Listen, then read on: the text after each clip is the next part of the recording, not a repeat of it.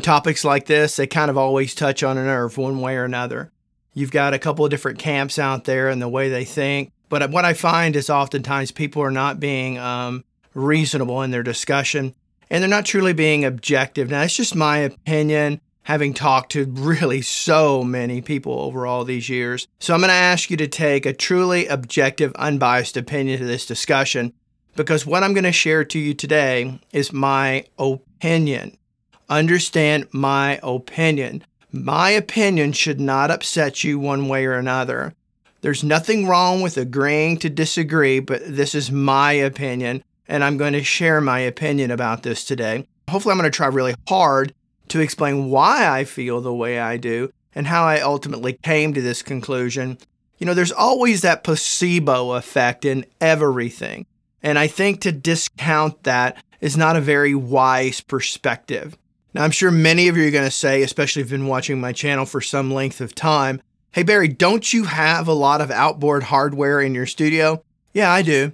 I think the last count, I believe I've got around 26 channels of hardware I/O in my studio that's all wired directly to my recording interface. I've got a Pulse 16. I've recently started using these X8 and X8Ns from Arturia Audio to add an additional 8 I/O so that I'm limiting having to patch various pieces of gear. I like the freedom of not having to do that as much as possible, because Total Mix gives me so much opportunity to be able to do that without having to patch, that I rely heavily upon that. But that's my workflow. I'm not suggesting that you have to go that route, but that's the way I work here in my studio.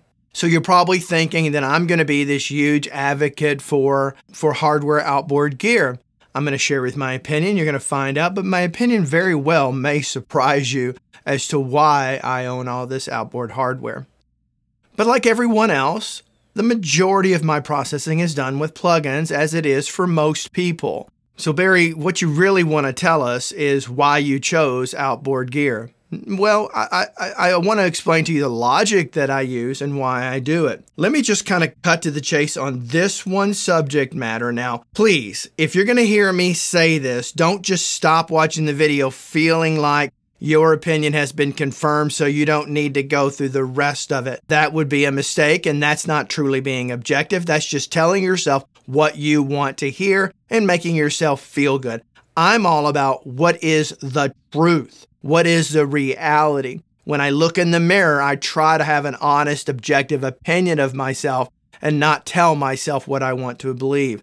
Sadly, too many people do that in this world, and I don't think that's the way forward in any kind of evolutionary process of the human spirit. Does outboard hardware sound better than a plug-in? Yes, it does. It absolutely does, in my opinion.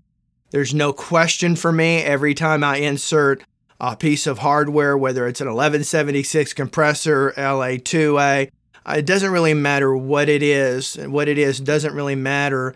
The hardware emulation always, always, always, for me, has been 100% better.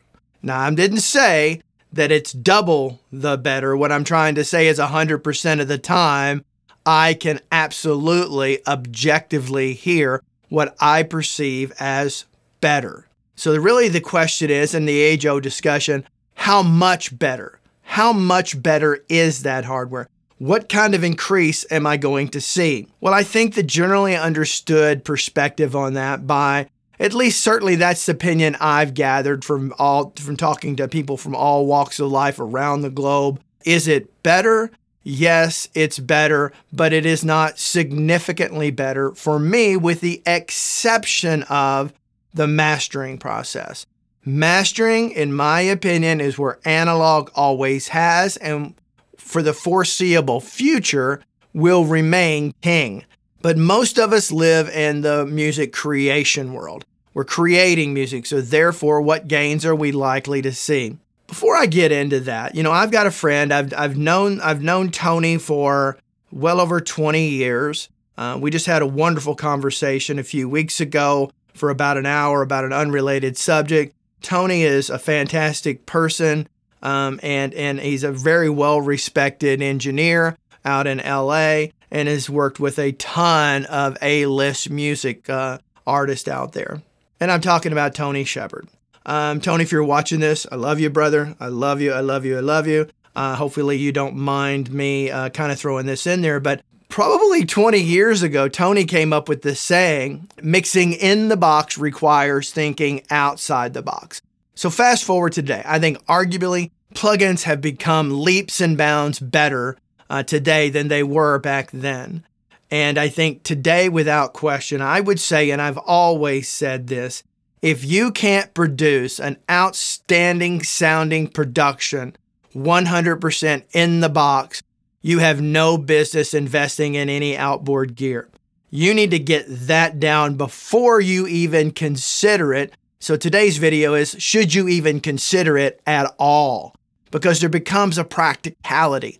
A plugin can be used over and over and over again, whereas a piece of hardware can only be used one at a time, which means for you to be, let's say you go out and buy an 1176 compressor and you want to use that on multiple tracks. Well, ultimately what you're going to have to do is you're going to have to print track by track. So that means you've got to sit there and listen to that in real time or play it back while you're recording the result of that particular track being sent out to that 1176 and then being brought back into a new track. That's very time consuming. So where time is money, that is just not practical. It's not. So I'll say it again. I love my outboard gear and do not want to give it up. I'm going to buy more. I'm going to buy more outboard gear as time progresses. I love working with analog outboard gear. I love the way it sounds.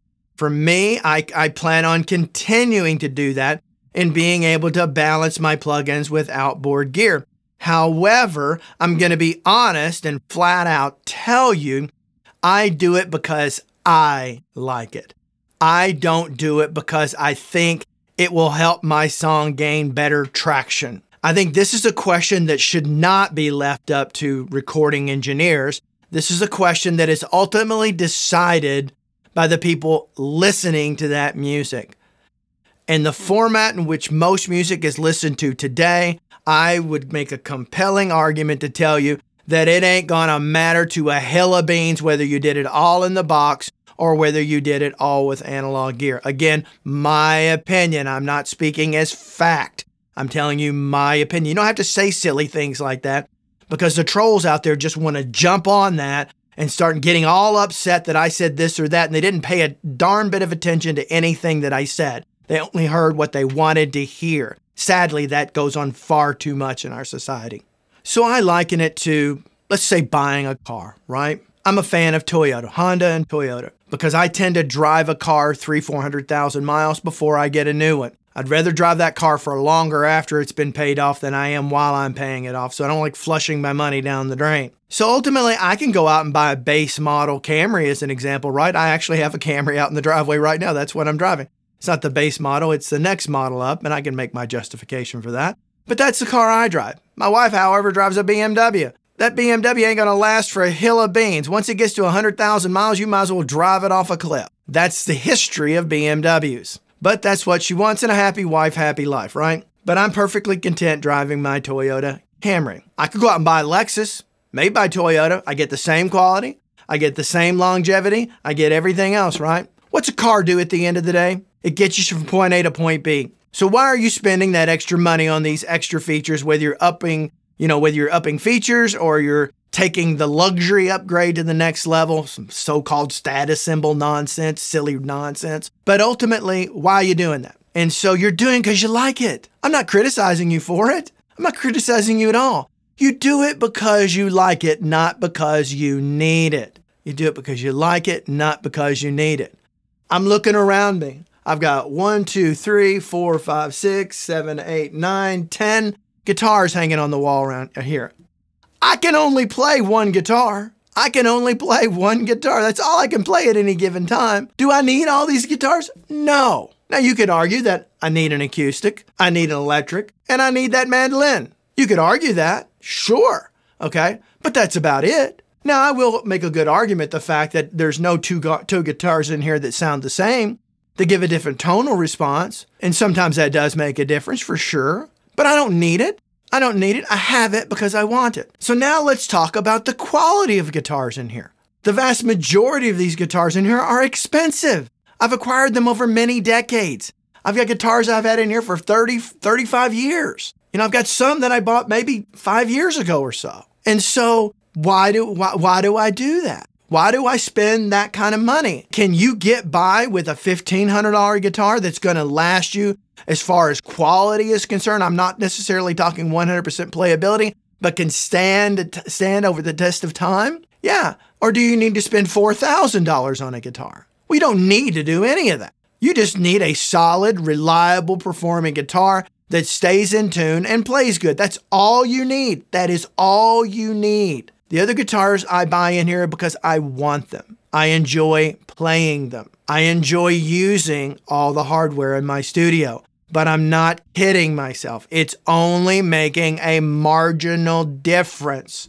Now, does it sound better? Yes, I'll get back to it again. Yes, it sounds better. Now, the opposing question is the end listener ever going to know? No, they are not. And if you think they are, you're just telling yourself what you want to hear.